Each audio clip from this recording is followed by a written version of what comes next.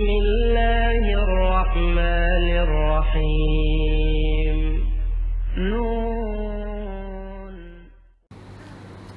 Siapa yang tidak pernah berbuat dosa? Adakah manusia yang merasa bersih, tidak pernah terjebak dalam perangkap-perangkap setan? Ana rasa semua pernah melakukan dosa. Allah perintahkan kepada kita, wa tubu ilallahi jami'an ayyuhal mu'minun. Bertobatlah kalian semuanya, wahai orang-orang yang beriman, la'allakum tuflihun. Secara kasat mata, kita, keluarga kita, masyarakat di kampung kita, mereka tenggelam dalam comberan-comberan dosa. Tapi sebagian tidak merasa melakukan dosa. Jamaah, ada sebuah dosa yang lebih dahsyat daripada berzina. Kalau orang tua mendapati anaknya berzina,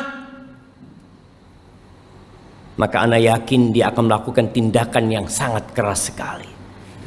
Lebih dahsyat daripada mencuri, daripada narkoba, daripada merampok.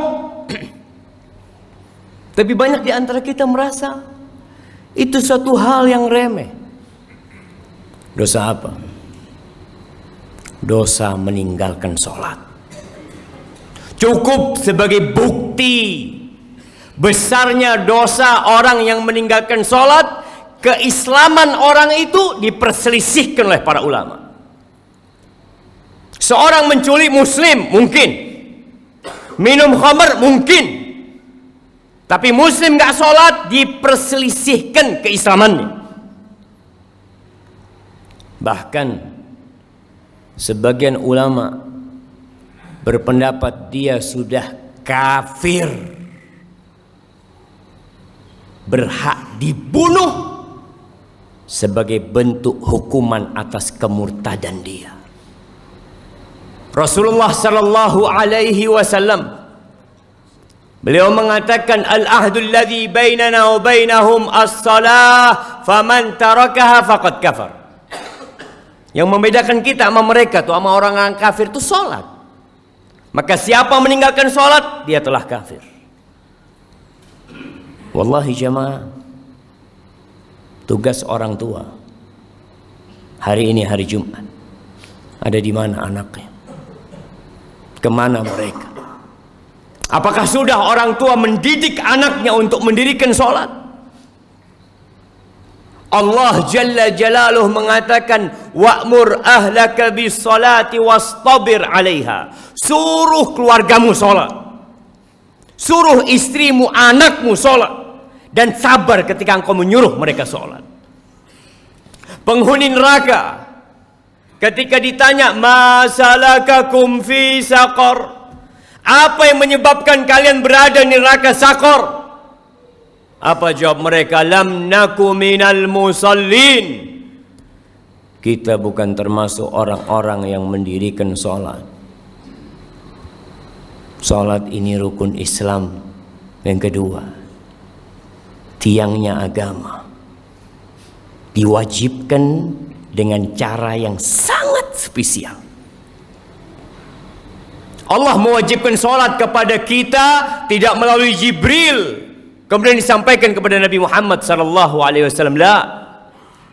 Nabi sendiri berangkat menuju ke langit yang paling tinggi dan menerima perintah sholat. Lalu sebagian kita meremehkan sholat yang 5 waktu, merasa udah jadi orang baik karena dia tidak berzina, dia tidak main judi, dia tidak minum khamr, tapi dia tidak sholat. Istrinya gak sholat, anaknya gak sholat, dia biarkan semua itu. Ahibati fillah, berapa banyak orang yang keluar rumah jalan kaki, naik motor, pulang sudah ditandu. Berapa banyak di antara kita yang ketika mau keluar rumah dia pasang kancingnya sendiri. Kemudian sampai rumah yang membukakan kancingnya orang yang memandikan jenazahnya.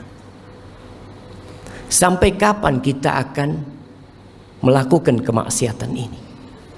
Melihat kemungkaran ini terjadi. Allah membuka pintu tobatnya lebar-lebar. Allah mengatakan walaisatit taubatu lilladzina ya'maluna as-sayyi'at hatta idza hadara ahadahumul maut qala inni tubtul an. Tobat itu tidak diberikan kepada pelaku-pelaku kemaksiatan yang nunggu datangnya ajal. Ketika datang kematian kepadanya, ini tubtul an, sekarang aku tobat. Nggak ada.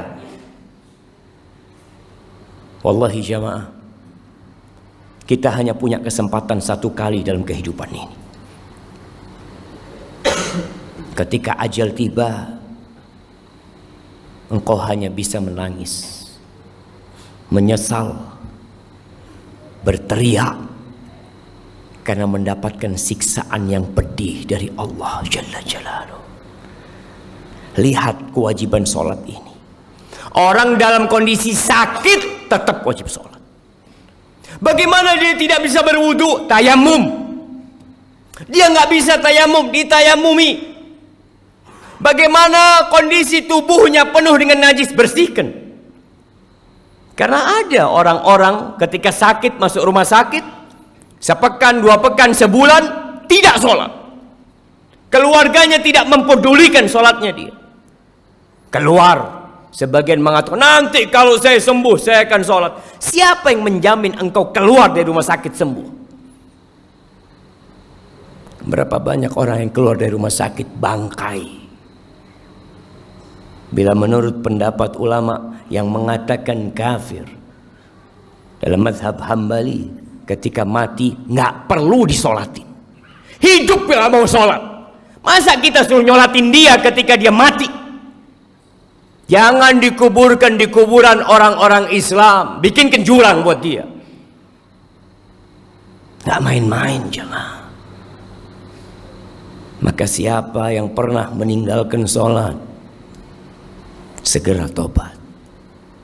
Yang punya keluarga belum sholat, tapi merasa jadi orang baik, pagi berangkat jujur orangnya Pak Ustadz, jujur, nggak sholat, dia tidak jujur sama Allah Jalla Jalaluhu.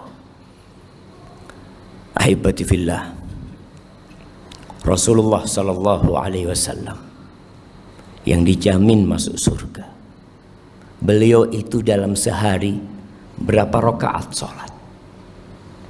Yang wajib 17 rakaat. Ditambah lagi 11 rakaat sholat tahajud beliau. Ditambah lagi 12 rakaat sholat rawatib beliau. 40 rakaat jamaah.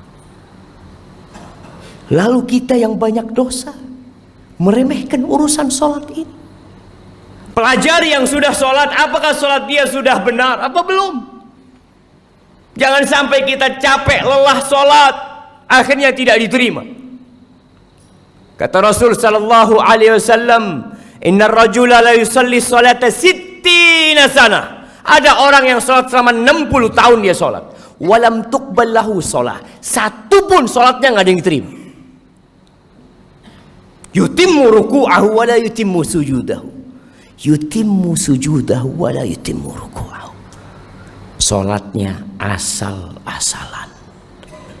Sujudnya sempurna, rukuknya nggak sempurna. Rukuknya sempurna, sujudnya nggak sempurna. Yang penting saya sholat. Lah. Di surat Al-Ma'un Allah katakan fawailul lil musallin. Celaka orang-orang yang sholat. Apalagi yang tidak sholat. Karena ada orang yang sholat tapi dia riya. Tapi dia tidak peduli dengan waktunya. Tidak peduli dengan rukun dan syaratnya. Haibati fillah, Allah mengatakan hafidhu ala salawat was salatil wusta wa qumu lillahi qanitin. Jagalah salat-salat kalian, khususnya salat yang pertengahan, salat asar. dan berdirilah beribadah dalam kondisi tunduk penuh kekhusyuan kepada Allah Jalla Jalaluh. Alhamdulillahi Rabbil Alamin.